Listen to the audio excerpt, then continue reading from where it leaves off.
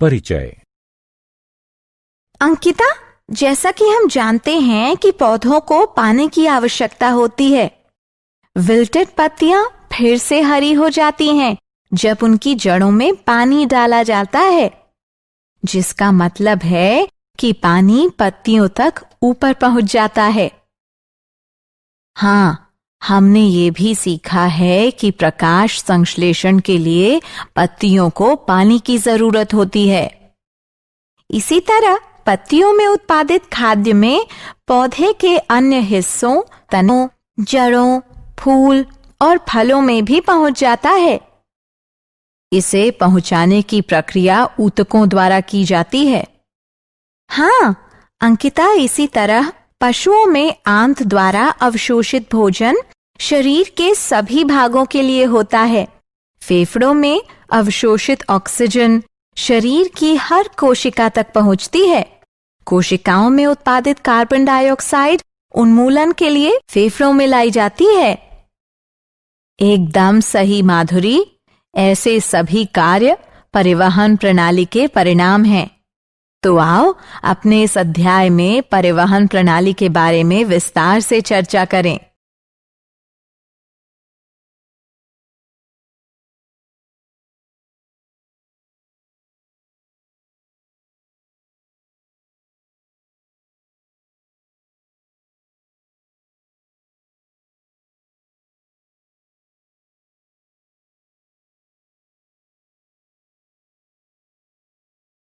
उद्देश्य। इस पाठ के अंत में आप निम्न करने में सक्षम हो जाएंगे: पौधों और पशुओं की जरूरतों के परिवहन की प्रणाली जानना, अणुओं जैसे के प्रसार की गति के तंत्र का पता लगाना, असमस और सक्रिय परिवहन को समझना, पहुंच के जरिए रक्त की महत्ता को समझना, मानव हृदय की संरचना और कार्य को जानना, रक्त की संरचना को समझना, धमनियों, शिराओं और केशिकाओं को समझना, प्रमुख रक्त समूहों और ब्लड ट्रांसफ्यूजन के समूह के मिलान को समझना, संचार प्रणाली के विकारों का पता लगाना, पौधों में जाइलम और फ्लोएम की संरचना और कार्य का पता लगाना, अणुओं की गतियों के लिए तंत्र, अणुओं की गति कोशिका के अंदर या बाहर उसे संक्रमित करती है। कोशिका झिल्ली चुने हुए पदार्थों का पारगम्य है, जिसका अर्थ है कि यह कुछ अणुओं के प्रवेश और निकास की ही अनुमति देता है। अणुओं की गति जगह लेता है प्रसार, असमस और सक्रिय परिवहन। प्रसार कणों या अणुओं की गति है जो एक क्षेत्र से अपनी उच्च एकाग्रता के एक क्षेत्र के लिए कम एकाग्रता को पहुंचाती है।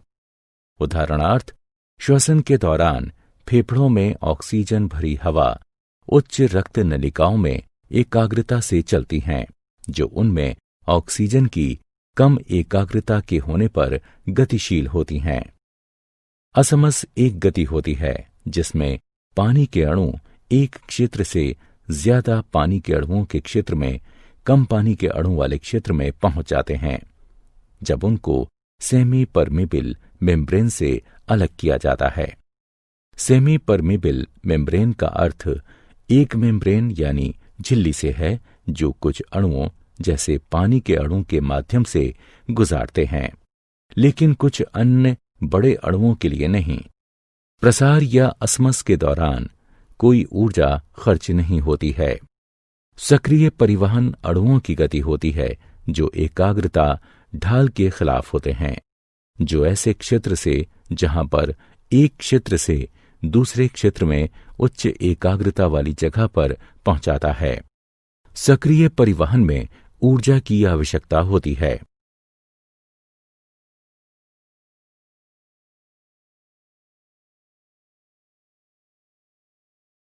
मानव में वहन। अधिकतर पशुओं के शरीर में पदार्थ को रक्त के जरिए एक भाग से दूसरे भाग में ले जाया जाता है। इस प्रकार रक्त परिवहन के लिए ऊतक है और पूरे शरीर में पहुंचता है। रक्त पोषक तत्वों श्वसन गैसों, हार्मोन्स और बेकार सामग्री को शरीर के एक अंग से दूसरे में पहुंचाता है।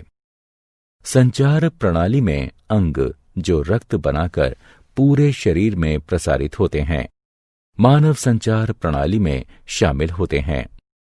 केंद्र में स्थित मस्कुलर पंप, जिसे हृदय कहा जाता है, और रक्त वाहिकाएं जो ट्यूब संरचनाओं की तरह हृदय से जोड़ती हैं। रक्त वाहिकाएं 3 प्रकार की होती हैं। धमनियां, ये रक्त को हृदय से शरीर के विभिन्न भागों में पहुंचाती हैं। नसें, ये रक्त को शरीर के विभिन्न हिस्सों से हृदय तक पहुंचाती हैं। केशिका, ये धमनी और नस के बीच शिरा होती है। केशिकाएं रक्त और ऊतकों के बीच सामग्री को आदान प्रदान करने की अनुमति देती हैं।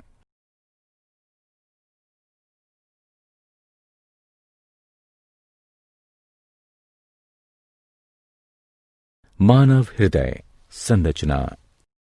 हृदय एक शक्तिशाली मांसपेशियों का अंग होता है जो सीने के ऊपरी भाग में फेफड़ों के बीच होता है। इसमें 4 चैम्बर होते हैं, 2 दाएं और बाएं, एट्रिया, सिंक कोष्ठ, आलिंद भी कहा जाता है इसे, और 2 दाएं और बाएं निलय हैं। हृदय विशेष मांसपेशी कोशिकाओं, जिसे हृदय की मांसपेशी फाइबर भी कहते हैं, जो हमेशा चलती है और बिना आराम किए हमेशा चलती रहती है। संकुचन और विश्राम को 2 धड़कनों के बीच के समय को कहा जाता है, जिसमें वाहिकाएं रक्त को पंप करती हैं। हृदय की धड़कन से शरीर के बाकी सभी अंग उचित तरह से वहन का काम करते हैं। 1 मिनट में सामान्य मानव का हृदय 72 बार धड़कता है। हृदय की धड़कन में असामान्यताओं का पता लगाने के लिए ईसीजी या इलेक्ट्रोकार्डियोग्राफी करवाते हैं।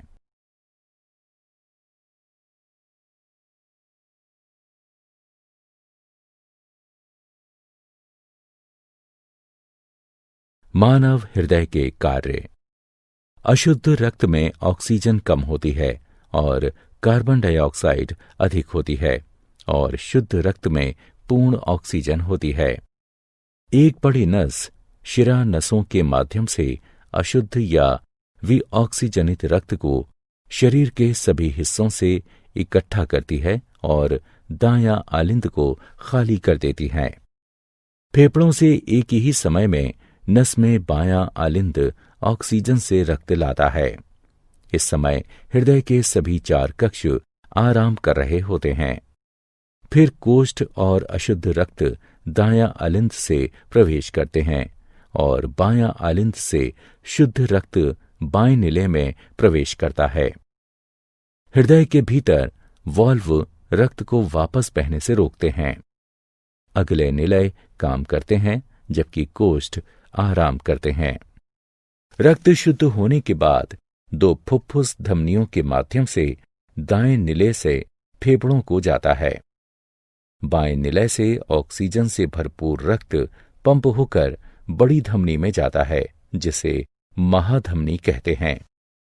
यह ऑक्सीजनित रक्त शरीर के सभी हिस्सों में वहन करता है। नसें अशुद्ध रक्त हृदय को लाती हैं और धमनियां उन्हें शुद्ध करके हृदय से दूर ले जाती हैं। लेकिन यहां 2 अपवाद हैं। फुफ्फुसीय धमनी अशुद्ध रक्त वहन करती है और फुफ्फुसीय शिरा शुद्ध रक्त वहन करती है। रक्त एक संयोजी ऊतक है जो पूरे शरीर में संचालित होता है। यह एक द्रव सा होता है जिसे प्लाज्मा कहते हैं, जिसमें 3 प्रकार की रक्त कोशिकाएं होती हैं, जिन्हें लाल रक्त कोशिकाएं, श्वेत रक्त कोशिकाएं और ब्लड प्लेटलेट्स के नाम से जानते हैं। रक्त कोशिकाएं अस्थि मज्जा से निर्मित होती हैं। लाल रक्त कोशिकाएं आरबीसी या एरिथ्रोसाइटस, ये आकार में गोल और एक लाल रंग की हीमोग्लोबिन नामक वर्णक होते हैं। लाल रक्त कोशिकाओं में कोई नाभिक नहीं होते हैं। आरबीसी ऑक्सीजन को ऊतकों तक ले जाते हैं और फिर वापस कार्बन डाइऑक्साइड ऊतकों से लेते हैं।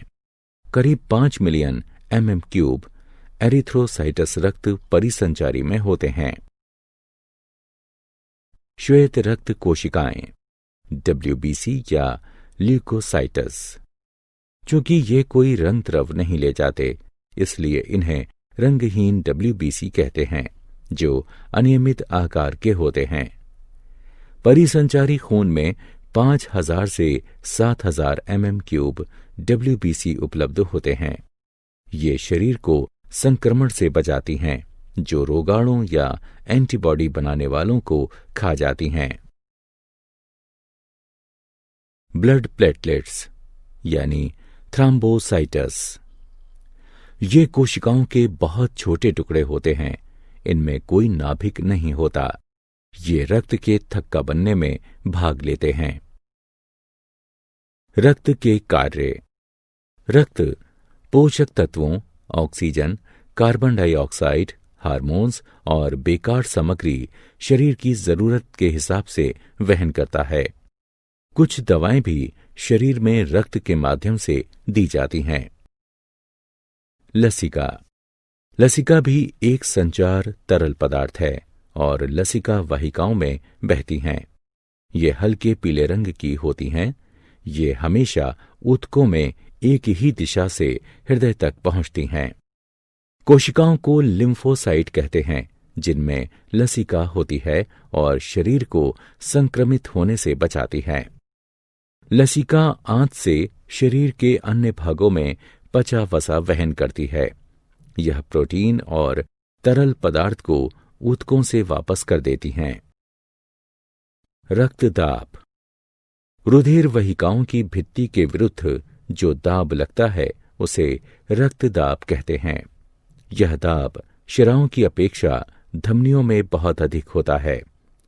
धमनी के अंदर रुधिर का दाब निलय संकुचन के दौरान प्रकुंचन यानी संकुचन दाब तथा निलय अनुशिथिलन के दौरान धमनी के अंदर का दाब अनुशिथिलन दाब कहलाता है। सामान्य प्रकुंचन दाब लगभग 120 mmHg यानी पारा तथा अनुशिथिलन दाब लगभग 80 mmHg यानी पारा होता है। रक्तदाब को जिस उपकरण से मापते हैं, उसे रक्तदाब मापी यानी स्फाइगोमोमैनोमीटर कहते हैं। उच्च रक्तदाब को हाइपरटेंशन भी कहते हैं और इसकी वजह से रक्त के प्रवाह में बड़ा अवरोध हो जाता है और रक्त का प्रवाह नहीं हो पाता। इससे एक धमनी और आंतरिक रक्तस्राव का खतरा हो सकता है। संचार प्रणाली से संबंधित विकार। हृदयाघात जैसे अन्य अंगों, हृदय को भी भोजन और ऑक्सीजन की आवश्यकता होती है। जब हृदय को आपूर्ति करने वाली धमनियां मोटी हो जाती हैं या ज्यादा वसायुक्त भोजन की वजह से हृदय की मांसपेशी कोशिकाएं पर्याप्त धड़कन को हासिल नहीं कर पाती, हृदयाघात तब होता है जब ईसीजी असामान्य हो और इसके उपचार के तरीके हैं। रक्ताल्पता। जब हीमोग्लोबिन स्तर एक दिए गए बिंदु से कम पर आ जाता है तो उस स्थिति को रक्ताल्पता यानी एनीमिया कहते हैं। इससे व्यक्ति कमजोर हो जाता है और पीला दिखता है, साथ ही सुस्त हो जाता है। आयरन की खुराक लेने से रक्ताल्पता को दूर करने में मदद मिलती है। अधिश्वेत रक्तता। यह एक ब्लड कैंसर है। संकीर्ण हड्डी लाल रक्त कोशिकाओं की कीमत पर अत्यधिक श्वेत रक्त कोशिकाएं बनाती है। उच्च रक्तदाब। इसमें उच्च रक्तदाब की स्थिति होती है, जिससे सिर दर्द, चक्कर आना और थकावट का एहसास होता है। सामान्य रक्तदाब 120/80 होता है। उच्च रक्तदाब चिंता करने से भी होता है।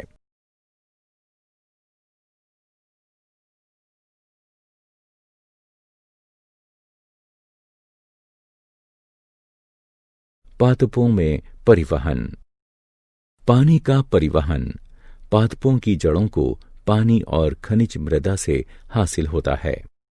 हमने पहले भी सीखा है कि पानी जड़ों से पत्तियों को ऊतकों, जाइलम और फ्लोएम द्वारा प्रकाश संश्लेषण की क्रिया से उनकी आवश्यकता की पूर्ति करता है। ट्रेकीट और वाहिकाओं, जो जाइलम की निर्जीव कोशिकाएं होती हैं, पानी को जड़ से लेकर मृदा से पत्तियों तक पहुंचाती हैं।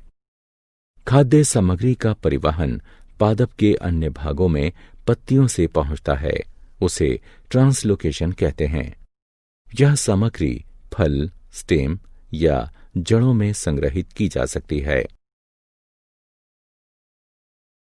जल का परिवहन।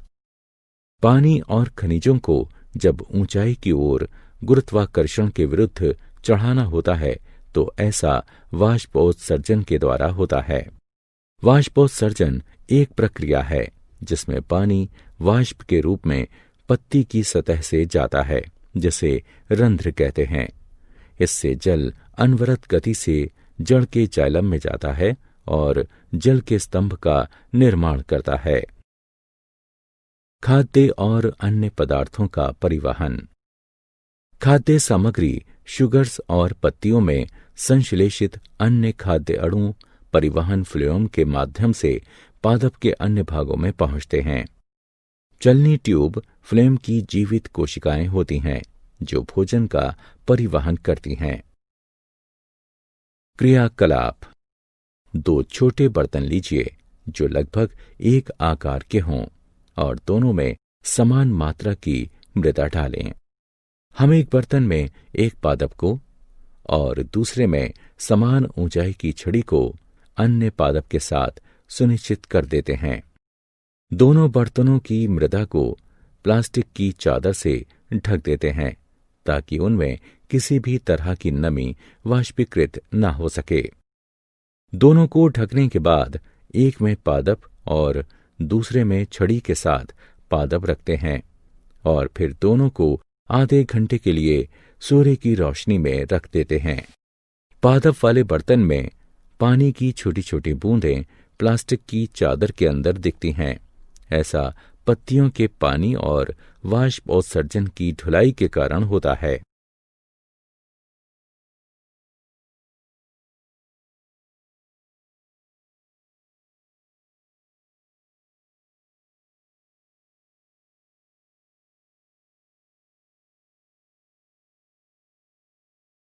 क्या आप जानते हैं हीमोग्लोबिन की मात्रा पुरुष और महिलाओं में भिन्न भिन्न होती है। पुरुषों में इसका सामान्य स्तर 14.5 प्लस और माइनस 2 ग्राम प्रतिशत है। महिलाओं में इसका सामान्य स्तर 12 प्लस और माइनस 2 ग्राम प्रतिशत है। मानव में रक्त हृदय के माध्यम से एक पूरे चक्र में 2 बार गुजरता है, इसलिए इसे द्विपरिसंचरण कहते हैं। सीनो-आर्टेरियल यानी SA नोड छोटी मात्रा में विशिष्ट मांसपेशी कोशिकाओं की दीवार के दाएं कोष्ठ में पाया जाता है, जो वीना कावा के निकट खुलता है। ये ऊतक हृदय की धड़कन को संतुलित रखता है। जब यह कार्य विफल हो जाता है तो रोगी के सीने में इलेक्ट्रॉनिक उपकरण यानी पेसमेकर त्यारोपित किया जाता है ताकि उसके हृदय की धड़कन को संतुलित रखा जा सके। सारांश। आइए हमने जो कुछ सीखा है उसे संक्षेप में दोहराएं। कोशिकाओं के अंदर या बाहर अणु की गति प्रसार असमस या सक्रिय परिवहन द्वारा होती है। अधिकतर पशुओं में रक्त का संचार हृदय के माध्यम से होता है और रक्त वाहिकाओं से यह शरीर के अन्य भागों तक पहुंचता है। मानव के हृदय में 4 संभाग हैं, 2 ऊपर कक्ष जिन्हें कोष्ठ कहते हैं और 2 नीचे के कक्ष जिन्हें निलय कहते हैं। केशिकाएं, धमनी और नस के बीच पतली रक्त वाहिकाएं होती हैं। लसिका प्रणाली लसिका वाहिकाओं से बनी होती हैं, जो रंगहीन द्रव होता है जिसे लसिका प्रवाह कहा जाता है। पादपों में पानी मृदा से अवशोषित होता है और यह जाइलम वाहिकाओं द्वारा पत्तियों एवं अन्य भागों तक पहुंचता है।